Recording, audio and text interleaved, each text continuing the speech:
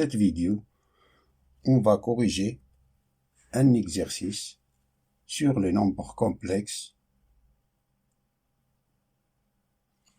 qui nous dit le suivant.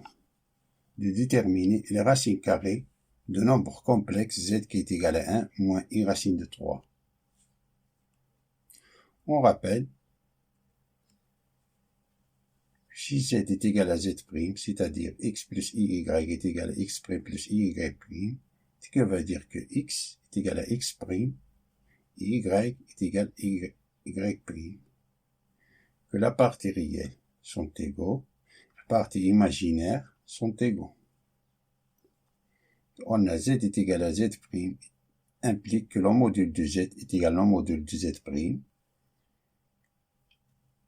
Le module de z au carré est égal au module de z tout au carré. Soit z est égal à x plus y.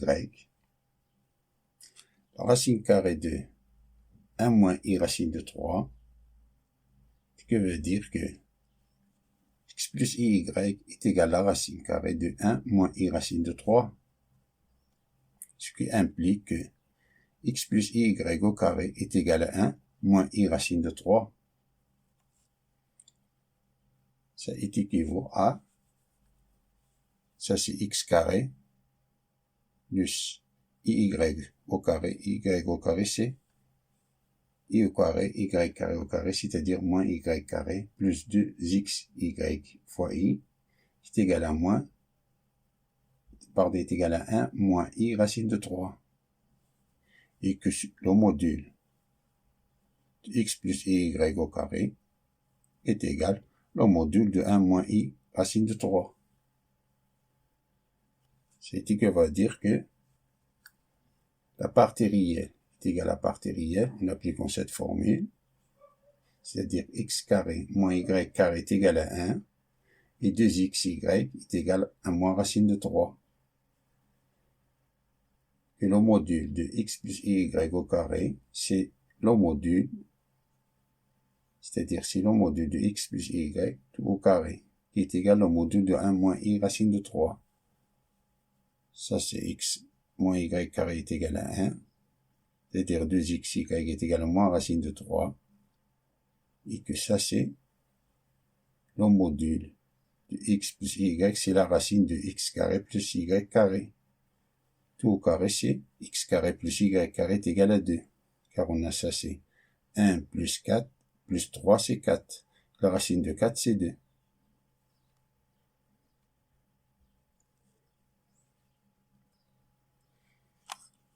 C'est-à-dire on a que x carré moins y carré est égal à 1, x carré plus y carré est égal à 2, et 2xy est égal à moins racine de 3.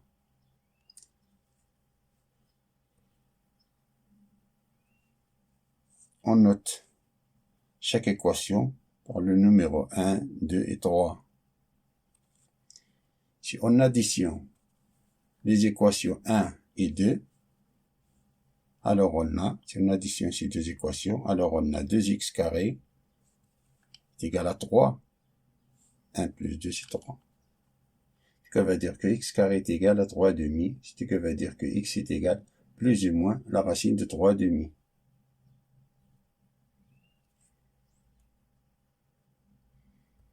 Ce qui veut dire, ça est égal plus ou moins la racine de 3 sur racine de 2.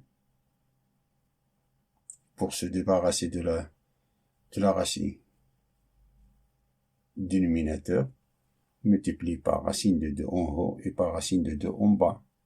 Ça c'est racine de 6. Racine de 3 fois racine de 2 c'est racine de 6, et racine de 2 fois racine de 2 c'est 2, plus ou moins racine de 6 sur 2.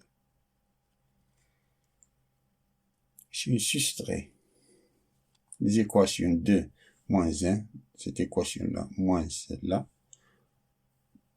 alors on a 2y carré est égal à 1, ce qui veut dire que y est égal plus ou moins, on a ici y carré est égal à 1 demi, c'est-à-dire y est égal plus ou moins 1 sur racine de 2. 1 sur racine de 2, c'est racine de 2 sur 2. C'est-à-dire que y est égal plus ou moins racine de 2 sur 2. Et de l'équation l'équation 3, on peut constater que x, y sont des signes opposés, car on a x fois y est inférieur à 0, c'est-à-dire que x, y sont des signes opposés.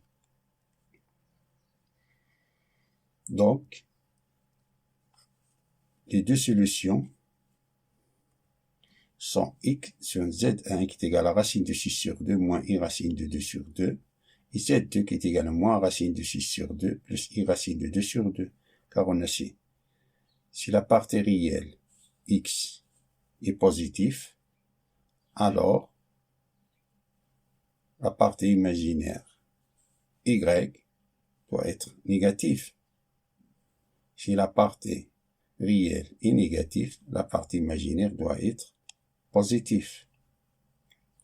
D'après l'équation 3, on a x, y est inférieur à 0, c'est-à-dire que x, y sont des signes opposés. Voyons une deuxième méthode pour calculer z1 et z2.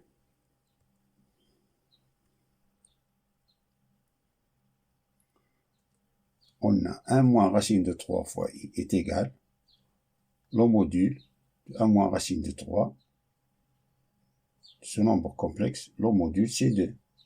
C'est la racine de 1 au carré plus la racine de 3 au carré, c'est-à-dire la racine de 4, et la racine de 4 c'est 2. 2 facteurs de 1 demi moins racine de 3 demi fois i.